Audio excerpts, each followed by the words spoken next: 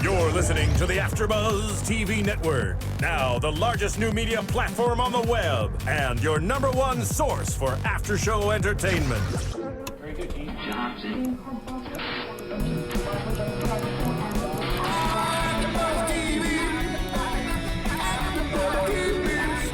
The AFTERBUZZ Studios in Los Angeles, California, presented by Maria Menounos and streaming live thanks to Akamai Technologies. This is AFTERBUZZ TV's Survivor After Show. We'll break down tonight's episode and get you all the latest news and gossip. And now, another post-game wrap-up show for your favorite TV show. It's AFTERBUZZ TV's Survivor After Show.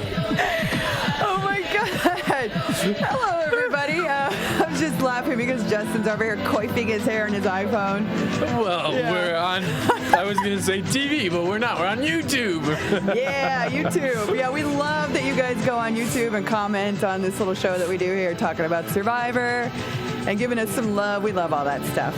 Yes. Jerry, you're back. I'm back. So excited. I'm back. You were going to make me sit on the couch tonight, but We're glad you made it off Redemption Island, and I voted Ryan off, so Ryan's not here tonight. Well, let me just tell you, Redemption Island for me was Napa Valley. Ooh. Oh, yeah. I will go there any day. And you were there for work, right? Yes. Good time? Yes. Yeah, I had a great time. Awesome. Well, we missed you here, and all the fans online were going crazy. Where's Jerry? We need Jerry. We miss her. So Jerry is back. Yay, I'm back. Oh, I feel the love. Yes, so it's good to have you back. And we don't really miss Ryan that much. No, sorry. He's gone tonight. Again. So again. But he'll be back next week, because next week is our Halloween episode. We were debating whether or not we're going to dress up as survivors. I'm going to make Jerry dress up as if she were on Survivor, because we've never seen that before. And I do that every week. I come as me, right? Buff, hat, and tube top, Jerry. No, my days of wearing a buff as a tube top. Well, at least right now at this given moment. Not going to happen. Well, we will see. So if you want to see Jerry in a tube top, let us know. And I'm debating if I'm going to be Jeff Probst or a Survivor contestant, or maybe switch both. it up. Switch it up. We'll do Switch both. it up halfway. Done. It'll be fun to figure out what we're going to do next week. Yes. Besides eat candy. Done. Tonight Reward. we both had a bag of popcorn while we were watching the show, and man, what a great episode. Good episode. Really, not a single episode has let us down so far. I agree. It's been a great season. Awesome season. Yeah, and I think the title of this show was One Man Wrecking Ball, but I think it should have been The last quote of the night. Nobody wants to date someone who doesn't make the merge. Compliments of Kat. And I agree. It's a great quote, Kat. I just about peed my pants laughing when she said that. That's, I think, one of the best quotes. We're getting a lot of good quotes this season, and that definitely is one of the best quotes I've ever heard. Absolutely. Absolutely. She's so afraid Hayden's not going to like her anymore.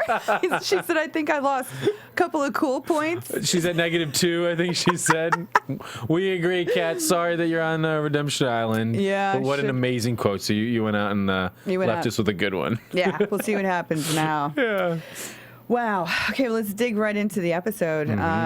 Man, let's see. I took so many notes tonight. I was trying to keep and up. I have no notes in front of me, so I'm going off you, Jerry, in my memory. Oh, great. So Aras, right off the top, is talking about being the leader, and, everybody's calling him the king on the throne. Yeah.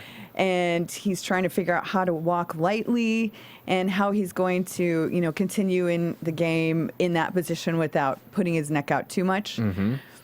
It's interesting because a lot of the episode, when they set someone up, or when you're watching as a viewer and you see all this focus and attention on someone like that, you think that they're likely going to be going. Yeah. And you were kind of like, Aras is gone. Yeah. And they're definitely setting up that storyline, and we even see it in the preview for next week, that it's all about dethroning King Aras.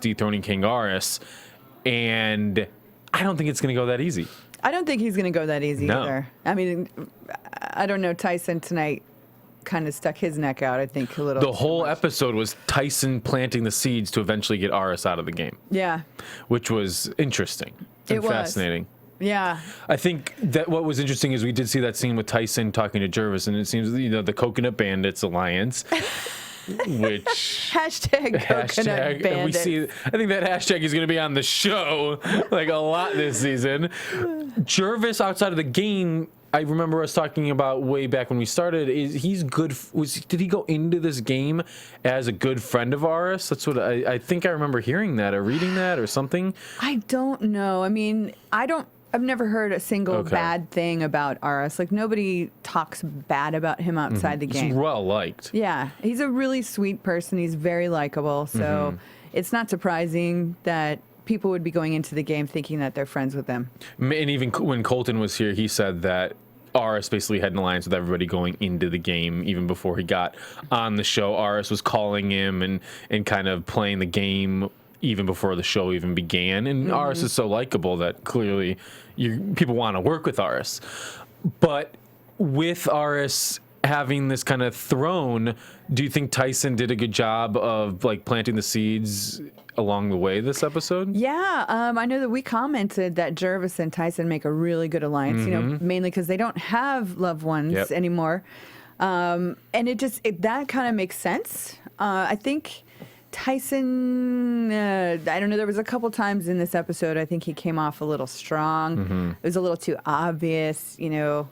We can talk about it a little bit where everything gets mixed up and, you know, Tyson's like trying to make Aris look bad because I think everybody knows, you know, what your motives are. You're trying to take the attention off yourself and put it on someone else. Yeah. But I don't know. I don't think Aris is going to be gone that quickly. No, I don't now, think so either. Vetus, on the other hand, I thought for sure he was going tonight. But I'm trying to keep this in order. I took like 3 pages of notes. It's insane. Well, yeah, okay, let's talk about Redemption Island first because Laura M. goes to Redemption Island. Now, I heard last week, I was not here, I heard that there was a lot of outright hate by Russell towards Laura M., which, let me just tell you people out there, Russell likes to find a different person, sometimes on a weekly basis, to pick on. And I am not someone who's been outside of that lucky spot occasionally myself. Personally, I don't take any interest in what people have to say if it's strictly bashing them. And that's when he called in, I tried to direct the conversation away from that. It didn't make sense. It didn't apply to the game. It didn't apply to the episode. It wasn't needed and necessary. It's just hate for the sake of hating. For attention. And for attention. Because Laura M. really has played a great game. She's been great at puzzles. She's been an awesome mother to her daughter. Who cares if she was giving Aris a back rub? You know what? Everybody out there does that because we're all in pain. But I was really excited to see Laura M. at Redemption Island and so confident. And when we made a comment last week, when she got voted off, I loved just the confidence she left with. She left just basically, excuse me, I'm burping because of the popcorn. I had a huge McDonald's meal and I'm drinking pop. We have a bad diet here. Bad diet here on Wednesday nights. It's either Domino's Pizzas or McDonald's. But she left the game last week with so much confidence, and I loved seeing that out of her when she basically went to Redemption Island. Like, I own this. I got this. No problem. And then when we saw, before they even walked in, the challenge, that it was a balance beam puzzle challenge, it was like a no-brainer that Laura was going to dominate that. Because typically, I don't want to be stereotypical, but typically women, and you've even said that, women are better at balance beam challenges, for one. Yes. And she, just in general, is a dominant force when it comes to puzzles. Yeah. So it's like a no-brainer she's going to get this. Yeah. I mean, we were both just like, Laura M's going to win this one. And all the challenges on Redemption Island have ended in a puzzle. So it's almost gonna be a Laura Redemption Island maybe now, because it's a lot to do with puzzles on Redemption Island this season. So, yeah, we'll see. I mean, but the puzzle itself. So they had to walk across a balance beam, grab a bag, empty a bag, and they had first 10 puzzle pieces, then 20, then 30, then 40, and all they had to do was count to 100. Count to 100. Put them in order 1 through 100. Which nowadays, you know, I heard that you were helping the kids with their homework before. Well, that's a little harder nowadays, right? I mean, first of all, we were both like Brad screwed because he already proved he couldn't do math. It was like 3 plus 5. So we were wondering, can Brad count to 100 because he couldn't count to 5? Right. So tonight, before I came in, I was helping my little stepdaughter with her homework, and I'm not kidding you. It was about counting to 100. It was meant for Survivor tonight. And I'm like, oh my gosh, my little stepdaughter could do that. Or she would struggle struggle with it, and she'd probably win. I don't know. We thought it was going to be more of a puzzle. And then when Jeff was like, you have to put it in the order of 100. Count to 100. It's not really a puzzle. Yeah, that's more about speed and balance. And it was all about speed because even in the challenge, Brad had the lead over John at towards the end, but John was just faster on putting the tiles in numerical order. Yeah. John fell off at one point. That looked really painful. That looked painful. Brad was in it the whole time. He never fell off. He was at a good pace on getting the bags, but he was slow at putting the puzzle pieces on.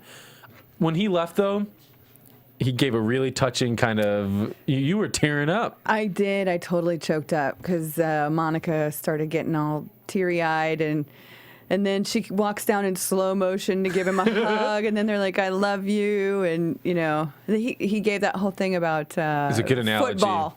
Whether Jeff brought it up. Yeah. He said, "Is football easier than Survivor, or vice versa?" And he's like, "Well, I definitely feel like I had an advantage in football," but then he said that he came there to be a shield for Monica, and he ended up being an anchor. Yeah. And I was like, and now the anchor's gone. You can sail away. Oh, yeah. It was so cheesy, but it was sweet, but very cheesy. It was cheesy, but it was endearing. Very smart. It was endearing. It was, yeah, he popped that right out of his head. I think he'd been working on that one for a while. I don't know. But even in all their pregame interviews, the two of them, you can tell they're just so much in love. And he really did go out there, and he would have done anything for Monica, which is awesome. And I think that analogy is true. He did go out there wanting to protect her, but he was more of a dead weight to her. And when he left right away, I said to you, and you even said the same thing, this is better for Monica's game. Way better. Having Brad out of the game now for Monica is 10 million times better for Monica. Or maybe a million. A million? We're not on the golden reunion of the best Survivor yet for the $10 million prize. Oh my God. You know what, CBS, if you guys ever made the prize $10 million, I can tell you it would be the best season ever. People might actually die. You'd have to, make us sign a new release. Yeah, there would be bigger release forms. No weapons. No weapons. Unless you can make one yourself. But for Monica's game, it'd be the Hunger Games. Oh. Yeah, Capture on the CW was a good spin off the Hunger Games. Let's get a real Hunger Games out there. Oh my gosh. Which I'm going to be a tribute for Halloween, by the way, Hunger Games tribute. Are you really? Yeah, there's the symbol. Okay, but Monica, I think, is in such a better position now, not having Brad to deal with. And I agree. And it's even going back to what Laura B said, Rupert's wife. She had a secret scene in a confessional where once Rupert was gone, there is this sense that a weight is lifted off your shoulder, especially for these husband-wife duos. And I think there's a lot of worrying going on, I think, between couples more so than anybody else. Yeah. And I was almost going to say, I think in a husband-wife duo, it's going to always kind of default to, it's most of the time going to default to the man who's going to fall on the sword. But then I'm thinking about John and Candace. And Candace was the one who, clearly, she didn't let that happen. Yeah. Yeah. And then what happens? Laura gets to pick who to give the immunity idol clue to. Didn't like this move. I know. She picks Vetus. And you and I are both this would be a good time to keep that. This would be a good time to keep it. I think that it's a great idea to keep it if you get all the people involved that are with you. Yeah. And then he burns it. We're both looking at each other like, at some point, burning it doesn't make sense. I don't think this was a smart move. No. I think both on Laura and Vetus's role, I think Laura should have given to Sierra. And I think Sierra is smart enough to not pull a John, what John did, and just keep the clue to herself and not share it with anyone. I think that Laura should have given it to Sierra, and she then could have looked for it and shared it with her alliance, and that's a big asset. You're worried, Sierra? Don't even care. Hold that. Say, who wants to hold on to it? Oh, Katie, you want it? Oh, Hayden, you want to hold on to it? Great. Keep it for our alliance. Done. Whatever. That would be interesting. Who knows? Or who do you want to make a target? Give it to them. Thanks, Mom, but can someone else hold it for me? Yeah. Play with it a little bit, or at least share. I don't know. But then Vetus to immediately throw it, and that's the new trend this season. We don't need hidden immunity idols. Boring.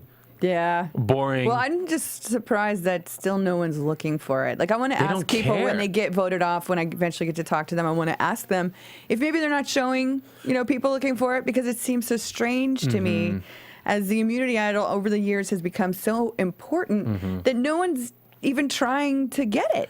I think there's a lot of classic Survivor strategies going on this season with, I love that. Let's play more of a traditional kind of Survivor strategy game compared to having the idols be a huge part of the game. Yeah, I like it better that way. Yeah. I think immunity idols should go away for a while.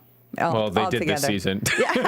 So you got your wish, Jerri. I did. I'm so excited about it. It's not even Christmas yet. I mean, it's ironic that the idol clue went to Vetus, because in this episode, when we talk about it, he is the one that could have benefited the most from having the idol clue. Yeah, but he didn't need it. He didn't need it. Yeah, and then that's the thing. Okay, last week when I watched the episode, you thought it was going to be a merge.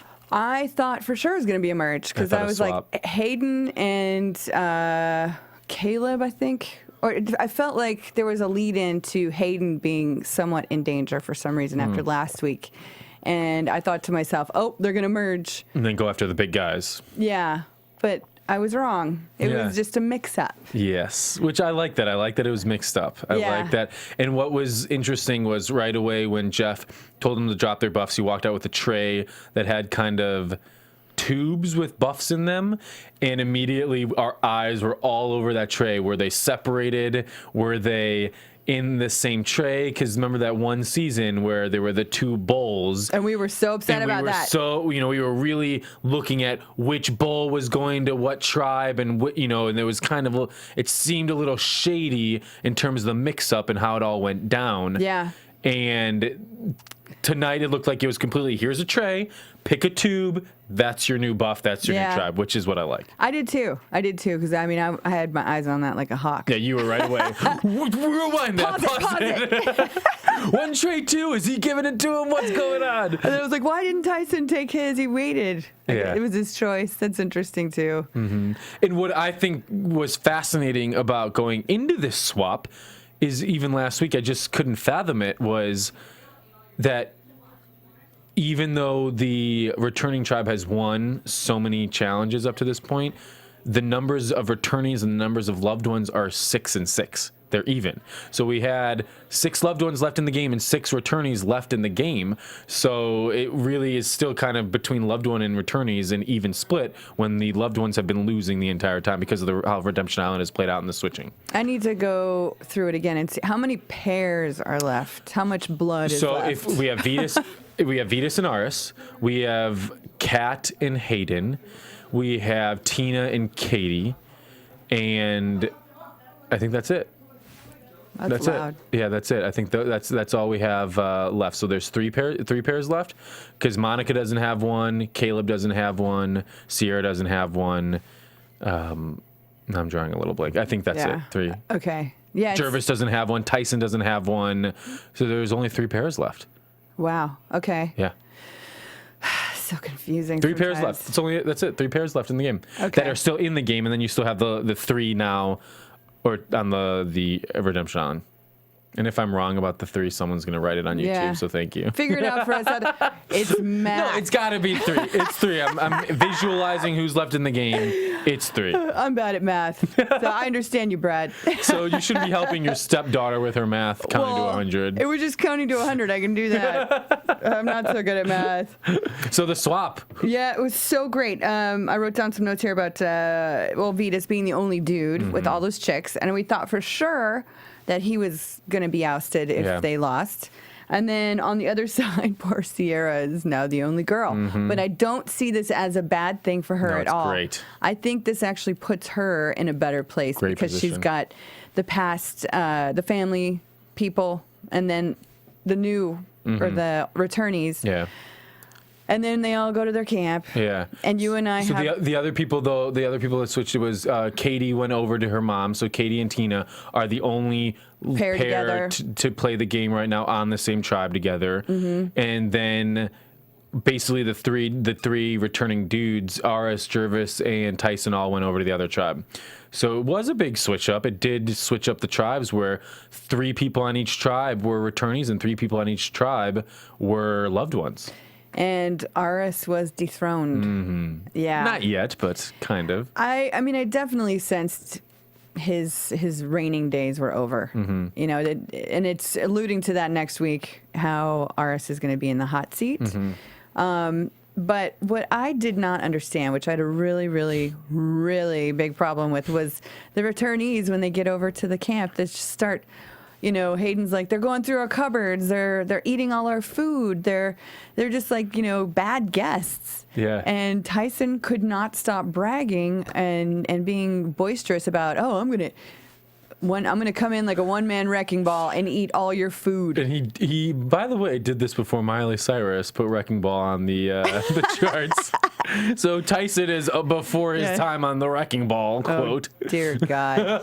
Wow, how did Miley Cyrus Imagine come out? Tyson on a wrecking ball. No. Oh my gosh! But Miley Cyrus. they did switch over with a sort of sense of like entitlement. Yeah, it was gross. You know, we I was embarrassed. we can do whatever we want. We're the returnees. We're just gonna eat all the food. But they did, you know, get the other the I don't even know what to call them anymore. That they're all mixed up. They got all the new people to basically show their cards, which is Survivor 101. Yes. You never ever, when you switch things up, ever share all the things that happened before you got there. Immediately they did it too. You got to figure out where everybody else sits within their 3, and then, you know, talk to your 3 and you know, kind of figure out what you should share and what you shouldn't share. In a season like this, though, does it matter? Or are the rules a little different? Because if you think about it, Katie switched over and probably is going to tell Tina everything. Well, she's going to tell Tina, but she may not tell every single person standing there. So she tells Tina everything. Obviously, Hayden and Sierra and Caleb aren't thinking like, oh, eventually Tina will know. No. You still want to protect and hold your cards a little close. But yeah. Caleb and Sierra and Hayden seem like just spilled all the beans. And even told them partially what the idle clue was. That made me believe when they told the partial clues that Tyson might be one person this season to go look for the idols, you know? Because Tyson seemed interested in where are these clues. All right, in a group setting, let's all be kumbaya and burn the clue. But I don't think he really wants that to happen. No, I don't think Tyson would burn it if someone gave it to him. He wants the clues, and maybe, hopefully, he'll go find it, and we'll get some hidden immunity idol action. Yeah, it's on the way to the water under a tree serpent. Yeah. Well, the Tyson though, he's almost playing a little bit. Not like God, the secret God of the tribe or puppet master, but even with the coconuts, how he's drinking half the coconuts before he gives it to share to everybody. I'm never a big fan of anybody who takes more food than everyone else or like hides in the woods and eats the food and stuff like that.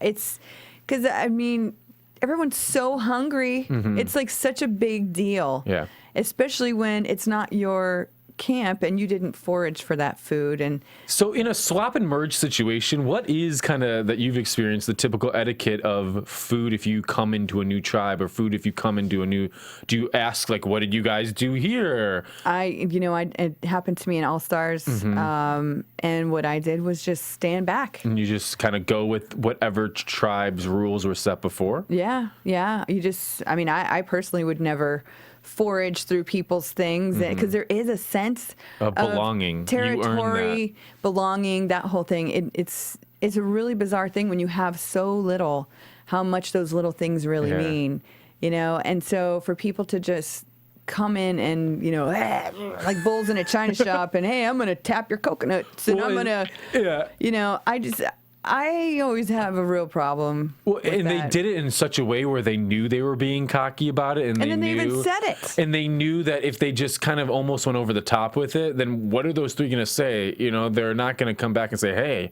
stop eating our food." They literally said nothing about it besides probably the confessional stuff. Yeah. Hayden was boiling. What can you do? I felt really bad for Hayden because I totally understand his position. Just like really, food and shelter; those are the things you don't want to mess with. Never. Those are the two subjects that are always the source of the biggest arguments and the most tension in a tribe. Wow. Building the shelter is always like a huge mess. Yeah. And, over the years, I've just learned to back up. And even though I know, I'm watching someone put something in the wrong place, I'm like, I'm just like, you know what? It's 39 days. It's 39 days. It's 39 days. It's 39 days. It's not the rest of my life. It's not the rest of my life. That's what I kept saying. Yeah. And Tyson, not only with the food, but one thing that he was doing, which seems so obvious, and he thought he was being so smooth, was just basically setting up Aris to look like he's the leader, and Aris to look like he's the king, and he it seemed just so obvious. It's way obvious. I mean, if obvious. If I were Hayden, Caleb, and Sierra, and all I heard was Tyson going, "Way to go, Aris! Nice way to chop down everyone's house. Yeah, all right, Aris. Look at him. Look at him. Look what he keeps doing. Good job, Aris. Yeah, way to go." If I were those other three, I'd be like, ooh, obviously there's a crack between Tyson and Aris. Maybe we should approach Aris. Yeah. In which might actually happen next week, where next week we see the preview of Tyson going to them and saying, we need to get Aris out. And they're all, we're on board. So that'll all be next week to see how that all plays out. I know. I can't wait because, again, the Jervis-Tyson alliance makes a lot of sense because they don't have loved ones. Yeah. And Aris does. Which already thinking to next week is... Caleb and Sierra don't have any loved ones. One of the smart moves could be, okay, they want to get Aris out. Well, why don't we tell Aris, let's get Aris on our side, and then when we merge, we get Vetus back with us, and we have Aris and Vetus together compared to going with Jervis and Tyson, who probably won't be loyal to us in the long run, but Vetus will, and Aris, I like thinking about strategy. This is us over strategizing, much like Monica was accused of by Kat tonight. Mm-hmm. So on the other side of the mix-up, we've got Monica strategizing, and Kat suddenly deciding that it might be a good way to get rid of Monica. She's planting the seeds to get rid of Monica, who is her one world girl. They were on the same season before this, probably have history outside of the game as friends.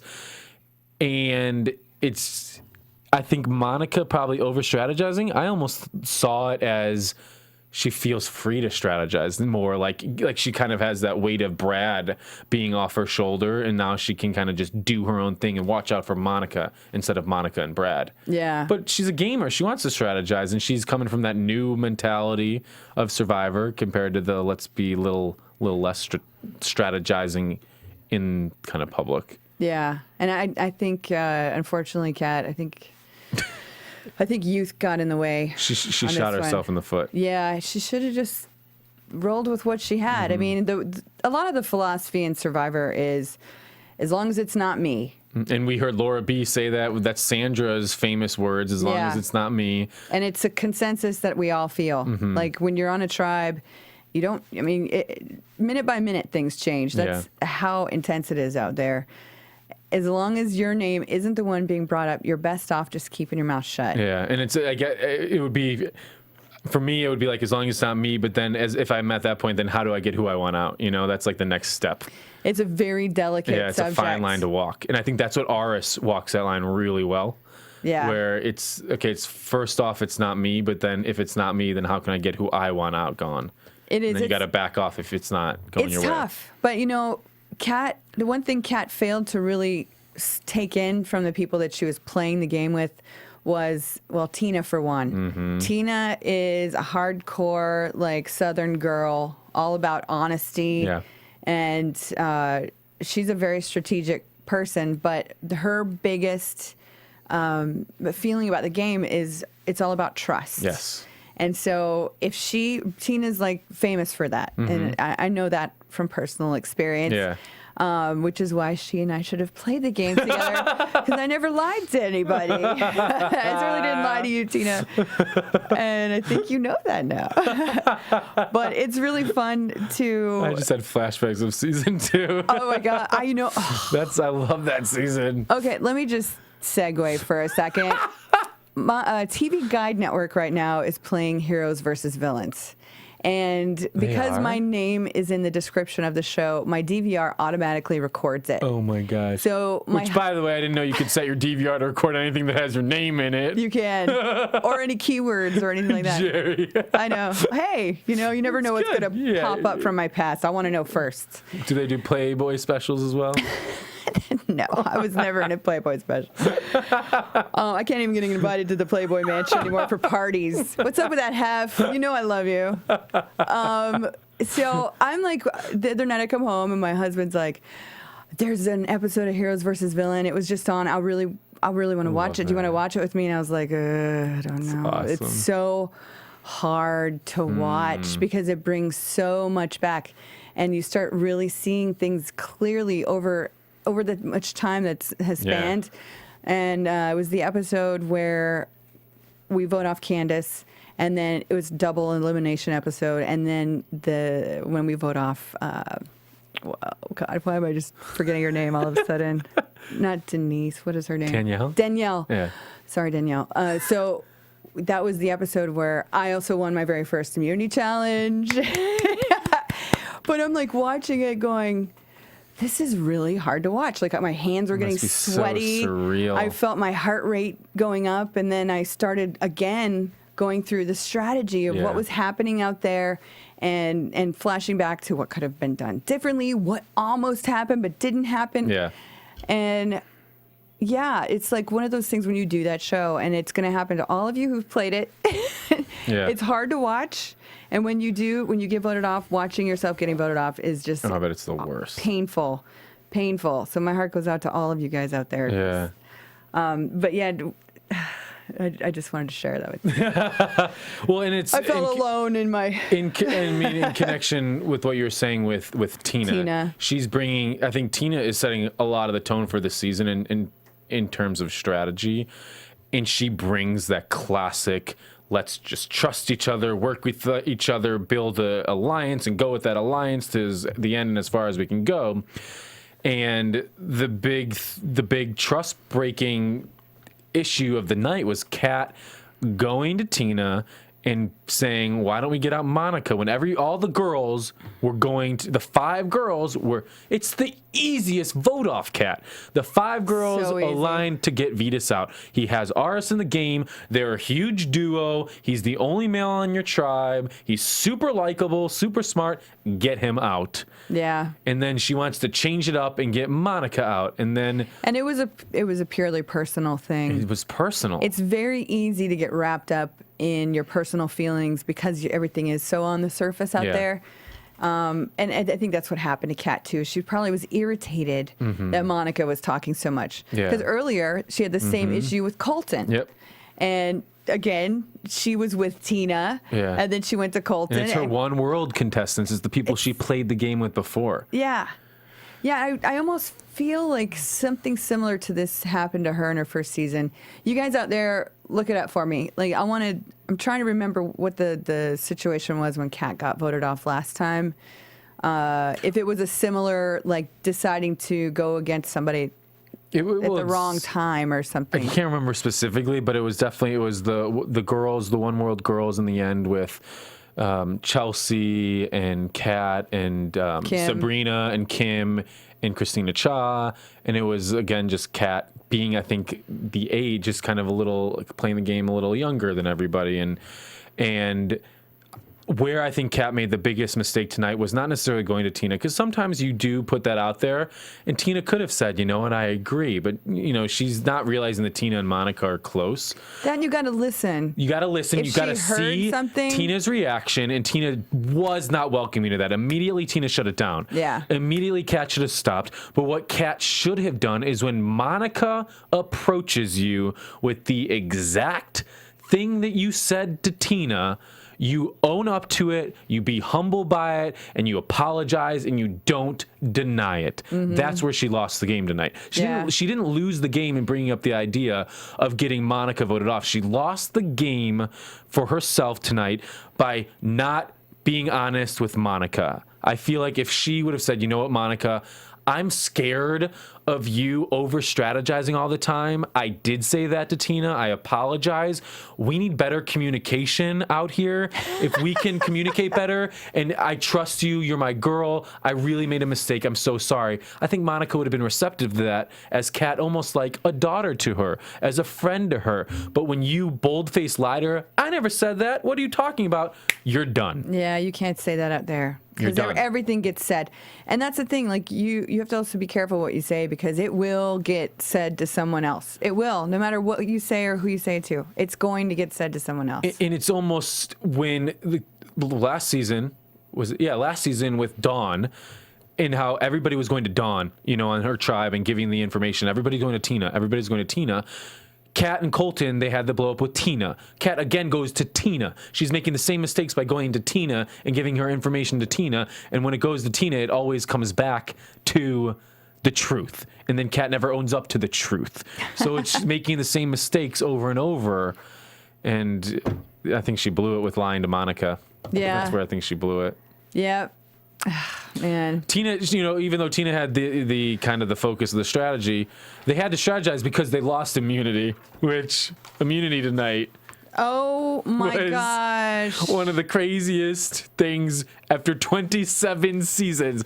After 27 seasons, I was baffled and shocked that this went down. Okay, first let me just clear up that when there's a challenge, we all stand there with Jeff Probst. He explains the challenge. Like, thoroughly, overly, you ask questions? More than once. Okay. And then he comes to each tribe one by one. Really? And he says, does anyone have any questions or concerns, or is anything not clear? Wow. And you have the opportunity to tell Jeff, no, I'm not really sure about how you do this. Like, what is the next? And he'll explain. Okay. And he literally, they make sure every single person knows exactly what is going to happen in the challenge before he says go. So we see maybe like less than a minute of an explanation for a challenge. Oh, you don't see any of it. How long would you be the shortest, the longest? It depends on how complicated the challenge is. For tonight's challenge, how long would you have guessed a range that they would have taken to explain it? It seems to me like it would have been pretty easy. You're going to swim out to a box, you're going to untie a bunch of knots, and you're going to get a big fishing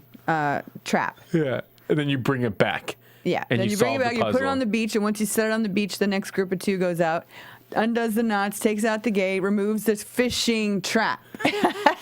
The what? The fishing trap. The fishing trap. And I was just like, God, it was so hard to watch Tina and Laura, because I was rooting for them. I really want the girls to kick some butt, because there's just too many big guys on this season. And they're all in the same tribe now. Yeah. I don't know why. I guess maybe because I'm a girl. Usually when it's girls versus guys, I tend to, when I'm watching, want it to be the girls that win. It's harder to be with girls out there, though. Mm-hmm. It's very hard. And history shows in Survivor, a big girls' alliance usually turns on each other. They always do. Yeah. Just like in life. It's true. I don't have any girl friends for that very reason, because it always comes down to, now that I'm married, it's a little different. But it was back in the day when I was dating, it was like, there's that really hot guy, and okay, and the next thing you know, of the fittest. your best girlfriend is like over there Sleeping hitting on the guy that you have the hots for. It's women are brutal. Oh god. But I think as you get older, it's easier to bond with women. So and plus, I'm really rooting for Tina and Monica. I just love them. They're strong older women, and I can relate to that. And even when Tina was swimming with Laura B, they were just as fast as the guys. They were doing great. They were awesome. In it to win it. It was shocking to see Tina and Laura B open the gate and then swim back without the fishing trap. I was like, what? Like, wait a minute. I thought. And especially knowing that they thoroughly explain the challenge. I mean, you would clearly think that they would explain the challenges until everybody's like, yes, I get it. Yes, I get it. And yes, they I get it. They do. It's part of the rules and regulations of games on television, is that every single person has to be completely clear about what goes down. Yeah. And then I thought it was funny though that Aris and Jervis started the male leg of the race, and Jervis was actually swimming. He did better this time. At first I was like, why is he out in the water? What are they thinking? But then everyone had to swim. Everyone has to swim. But it was tough seeing them like not be in the challenge, and I was just kind of like, well, this challenge is over. This challenge is boring. This challenge is done. But then it wasn't. Because of the puzzle. Again, the puzzle. Tyson and Aris had struggles doing the puzzle where they had to take vertical wooden pieces and drop them in a vertical puzzle so that you would see kind of a fish and yin-yang sign on the puzzle.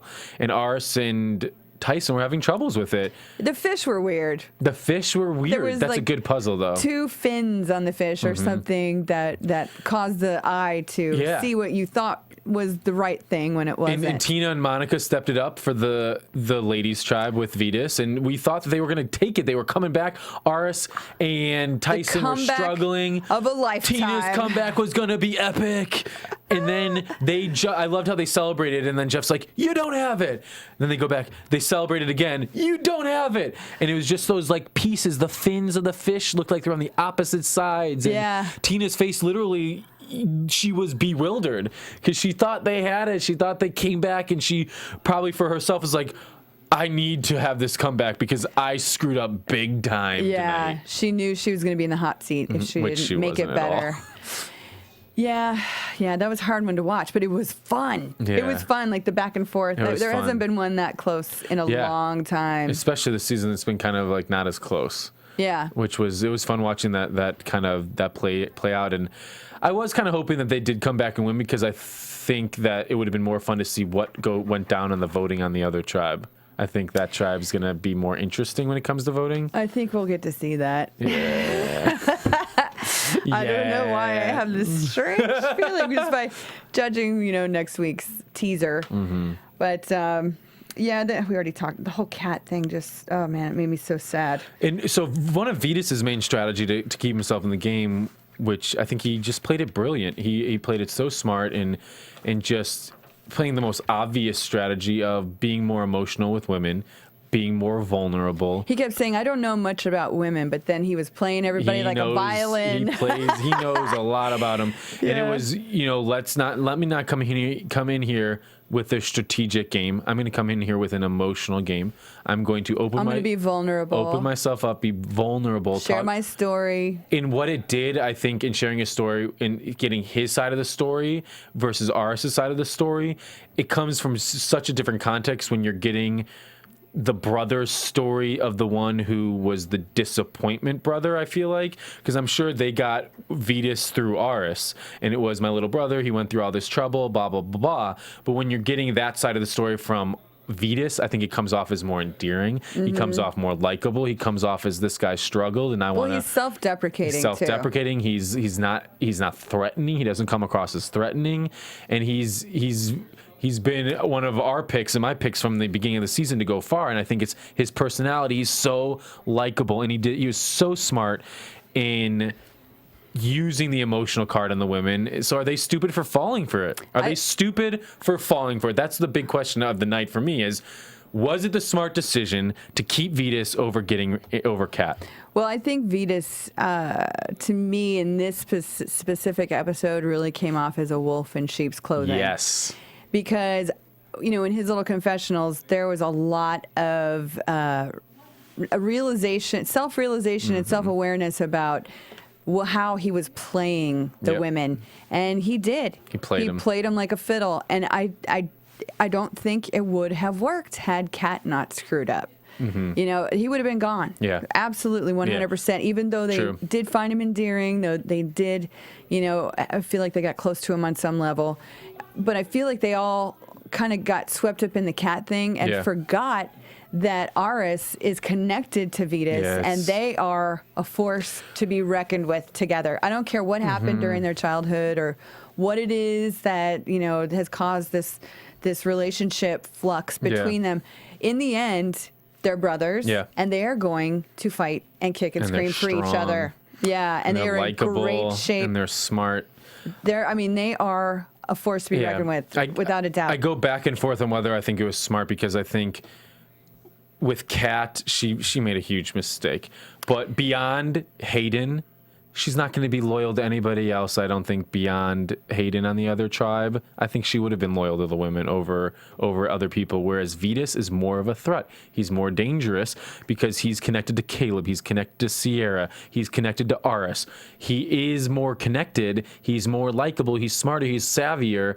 So on one end, that's good to have in your alliance if you truly trust him. And Kat's point was, we've known this guy for 24 hours. He's coming here and wooed you over 24 hours. But where she made the mistake was she should have owned up and said, I made a mistake. I shouldn't have been saying those things about you, Monica. Instead of turning around and saying to Monica, I never said those things at Tribal Council. Yeah, no. Own up hours before that. That was a double whammy of her lying twice. She's lying so much, and that's what got her. It wasn't what she did with Tina, and it's frustrating because it's like, Kat, you could have made it to the merge and made Hayden a proud boyfriend because his girlfriend actually made it to the merge. He would still want to date you. He would still want to date you. He won Big Brother. You didn't even make it to the merge. Aww. But, yeah, I think, I don't know. I feel like the women are kind of forgetting what's really right in front of them. Because, the only other thing they could be thinking is maybe they had conversations with Vetus of, hey, because Tina and Monica are in an alliance with Aris. I don't think they're privy to Jervis and Tyson wanting to get Aris out of the game. So they probably still think, we like Aris. Hey, if we have Aris, why don't we keep Vetus? And also for Tina, probably, she's also thinking, I should probably keep Vetus as well, because then myself and Katie aren't the biggest duo left in the game. Because if I keep Vetus in, then that actually gives me a buffer with Katie. I get more time with Katie as a partner in this game because no one's going to worry about me and Katie. They're going to worry about Vetus and Aris. Maybe Tina's thinking that too. She did say, she was basing her vote strictly on what's going to get her further in the game. And I kept thinking, okay, what could be her thinking in that? And I bet you anything that is part of it. Because I forget already for some reason that, her and Aris were super tight. Yeah. And they had an alliance. So I think Tina and Aris are probably super tight out there. Yeah. So keeping Vetus for Tina is a good thing. Tina's going to go so far. Plus, she could win it. Sandra, you might have another 2-time winner with you. I wonder. We got to get Sandra back on this we show. Do need to get Sandra back. Sandra, you're coming on soon. But knowing what we know about what's going on the other side, if Aris makes it through all this Tyson Jervis, attack and to the merge, he is even more likely to completely drop those people completely and stick with Vetus and the girls. Yeah. And I could see him doing that because Aris and Vetus seem to be the kind of guys that aren't strictly into all guys. No, and they would 100% want to be with the girls then because they can schmooze and kind of be the suave guys, and the girls love them and they're the protectors, and 100%. And now looking at the loved ones left in the game, you have basically only 2 sets of loved ones. You could have a loved ones alliance. Tina and Katie and Aris and Vetus are the only 2 loved one pairs still left in the game. We'll have more coming back probably with Redemption come the merge. And are they going to bring 1 person or 2 people? I bet they bring 2 back. Do you think they're going to bring 2? Where? Back from Redemption, 2. Yeah, no, ones. I definitely think they're going to bring back 2. Absolutely. Yeah. I don't know why they wouldn't. Yeah, so that whole thing at Tribal Council was pretty hard to watch just because Kat was so desperate. And Vetus just played it again well. He's so good. He's good. That's why I was like, you guys need to watch out for that guy. He took her mistakes and just kept pounding in her mistakes to everybody. If she betrays you once, I didn't. Yeah, she betrays you once. What's going to make her? I loved when he was like, what's going to make her stay with you later? And then she was like, well, when we get to the merge, we'll stay strong. And he was like, no, when we get to the merge, we'll stay strong. Yeah. And he was just he was totally he was mopping the floor with Kat. Yeah, it was hard to watch because I felt bad. And she wants it so bad. You can tell that. It does suck. And the desperation was... It was desperation. That's always hard to watch on that show because, people get to the point where they're just like, they know they're done and they give up, and it's so sad. It's so sad. I mean, but I'd rather watch someone, fade out slowly than someone go crazy. And I do not see Hayden switching with her next week No. on Redemption. I don't think that would be a good idea. I see Kat spending Halloween in Los Angeles with Parvati. I'm sorry. I think Kat's gone next week. Where I think does she live? I don't know where Kat lives. Kat, I feel like you're coming to the Poverty Show and to LA next week when you go up against Laura and John. It's gonna be a tough road for Kat. And if that's the case, Kat, you should come and do our show. I know that. It's going to be interesting. Do you think Hayden will like fake offer, or do you think Kat will be like, you stay, you have a better chance? I don't even want to hear it. I don't know, but Hayden's playing a really good game. Mm-hmm. I really like Hayden in this game. He's playing, even though you didn't watch his same game as Big Brother. He's doing exactly the same thing. Is he? Yeah, he's got the Guy Alliance, and he's taking the back seat kind of in the alliance, and not being the leader of the alliance, but being a loyal member. He's playing a good game in what he did in Big Brother. Yeah. Yeah. And he's likable. He's another likable guy. He's very likable. Yeah. And that will get you a long way in Survivor because you have to live with these people. Yeah.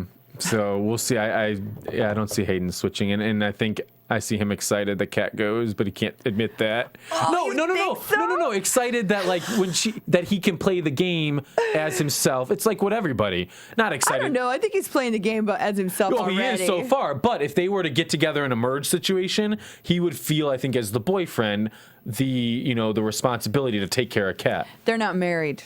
They're dating though. They're dating. Totally different scenario. They're in love. I don't know. I don't know either. I don't know. I've hung out with him a couple times, but it was still new, so it's always hard to tell. Yeah. But I wonder. We'll find out on some level. Next week, Halloween week next week. Yeah, I'm looking forward to the episode next week already. Just the teaser, the whole thing was about Aris. Mm-hmm. Yeah. And we got a little Tina wants grandbabies between Vetus and Katie. Yeah, what was that? Tina. No, I don't want. No, nobody should be hooking up on Survivor. She spent how many 14 days with Aris, and she's already signing the marrige to with Vetus. She doesn't even know this guy. Come on, Tina. Guy. She must be a little bit delirious from not eating. Trying to get her daughter to go off with someone that quick. Which I think now that Tina and Katie they're going to be together the rest. There's not going to be another swap. The next thing will be a merge.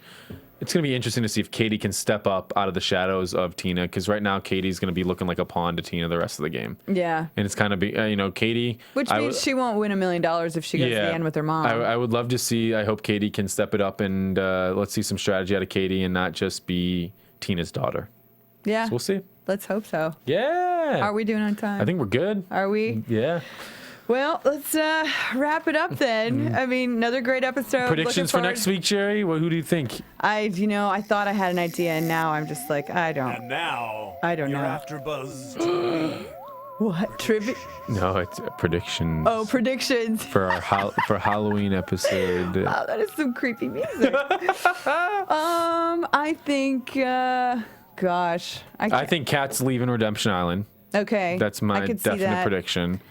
And I think if the boys go, I think that we'll see a Tyson be voted off maybe. And if the girls go, Laura B. Yeah, you're thinking Laura B? Yeah. You think they're going to hold on to which, by the way, Rupert and you are friends on Twitter now, right?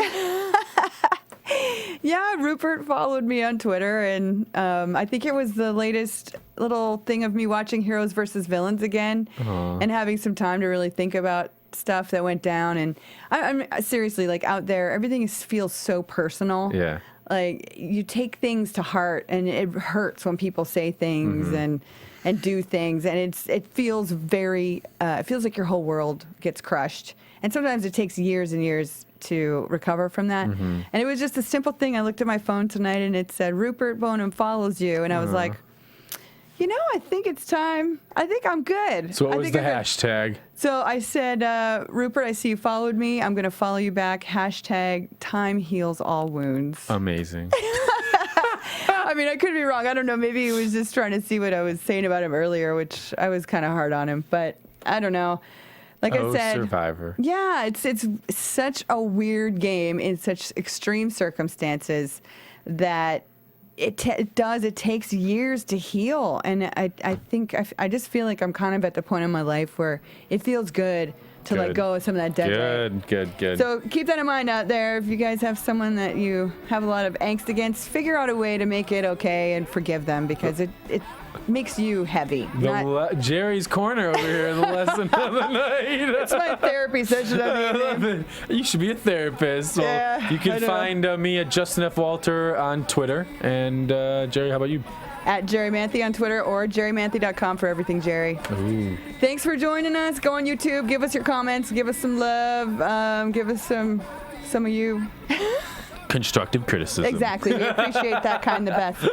And we will see you next week here at AfterBuzz. Halloween, baby. What should we dress up as? Let us know. From executive producers Maria Menounos, Kevin Undergaro, Phil Svitek, and the entire AfterBuzz TV staff, we would like to thank you for listening to the AfterBuzz TV network. To watch or listen to other after shows and post comments or questions, be sure to visit AfterBuzzTV.com. I'm Sir Richard Wentworth, and this has been a presentation of AfterBuzz TV. Buzz you later. That is Jerry. The views expressed herein are those of the hosts only and do not necessarily reflect the views of AfterBuzz TV or its owners or principals.